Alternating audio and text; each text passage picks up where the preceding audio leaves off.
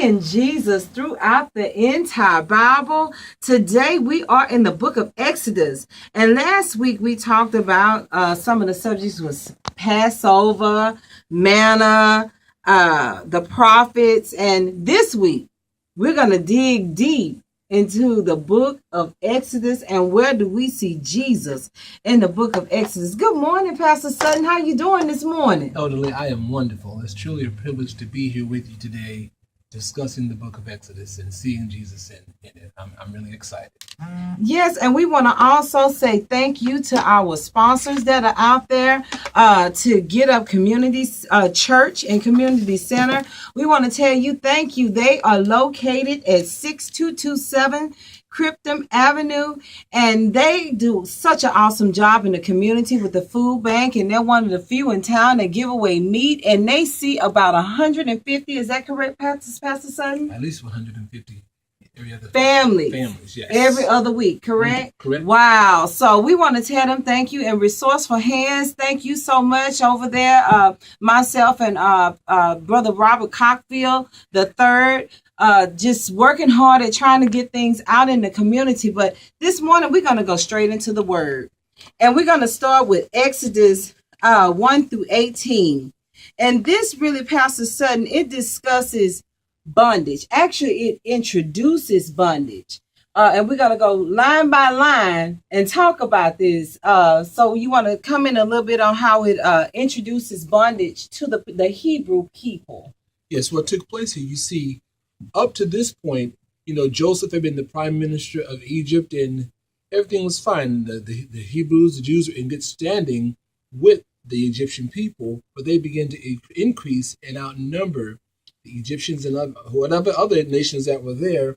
And a new king came on the scene, a new Pharaoh came on the scene that didn't know Joseph and really didn't care for the fact that there were so many Hebrews and was looking for a way to control them. And that's what we pick up where the bondage starts in Exodus chapter 1. Okay, so let's turn to that. It's in Exodus 1 through 18. And we have some good slight trivia questions this morning for the audience. And we're going to go straight into it. And it reads Exodus 1.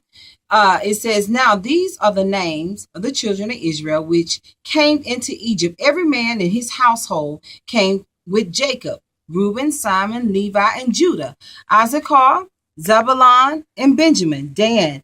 Now, say that for me, Pastor. Gad, and Asher. And all the souls came out and joined Jacob in 70 years, where 70 years. For Joseph was in the Egypt already. So let's hit back on what you talked about, how Joseph was there. Mm-hmm. And they were not in bondage. No, they weren't. They were not in bondage. Let's keep reading. And Joseph died, and all his brethren, and all that generation.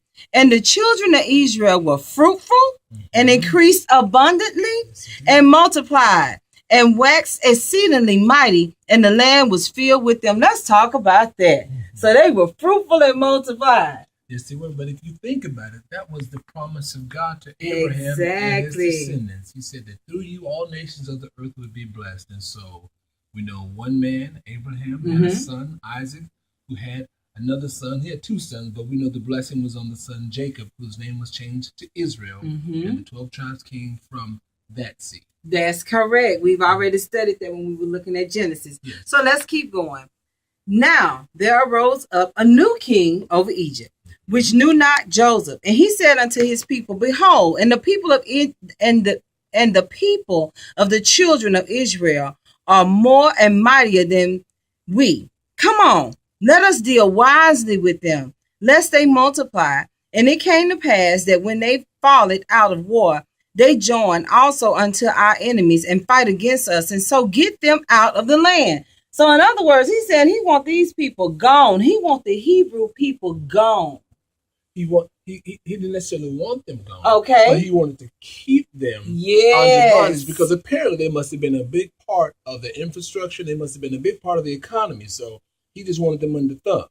Right. He wanted to keep them under his thumb. So he wanted them going in the sense that he wanted them going under his thumb so he could still use them and keep them, which we see is what he did. Right. And it's good you go on to explain that, because if someone just reads this, they're thinking he wanted the people kicked out. but he didn't want them kicked out of Egypt. He wanted them there because he wanted the control to rule over them. And they was such a large number. He was thinking, okay, maybe it's so many of them, they can take over us. Even though I'm the Pharaoh, it's too many of them. And they did have this guy named Joseph that they come from, that their lineage is from. So, wait a minute, wait. Let me take control of this situation. Is that what he's talking about? All right. So let's keep going. What verse will we in? Verse 11. It says, therefore they did set over them taskmasters to afflict them with their burdens, and they built for Pharaoh treasure cities, Pithom and Ramses. But the more they afflicted them, the more they multiplied and grew, and they were grieved because of the children of Israel. Let's stop right there. So, we're going to take a break. And when we come back, I want to ask our listeners, in that scripture, it said it grieved them. And the reason why we're hitting on this is because it's so important, because we know in the New Testament, it speaks of the spirit being grieved. And grieved is spoken of so many times throughout the Bible. But what I'm learning through studying and through revelation of God, that just because it means something in this verse doesn't mean that same word is the same thing in another verse. So I want to ask, if you're listening, what do you think the word grieve in this verse means? Again, I'm Elder Lee, and this is Inspired Destiny, where we are inspiring you to live beyond today. And we'll be right back.